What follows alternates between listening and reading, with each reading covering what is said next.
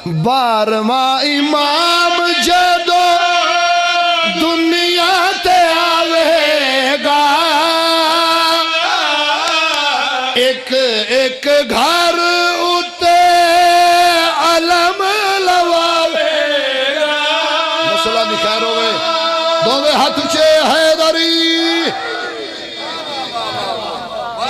सुभान अल्लाह। गल केड़ी आखिए? 12वां इमाम जदो दुनिया ते आवेगा,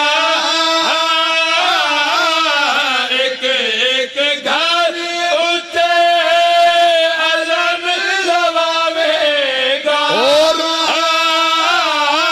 और फिदक दे डाकुआं दा असल इलाज होवेगा।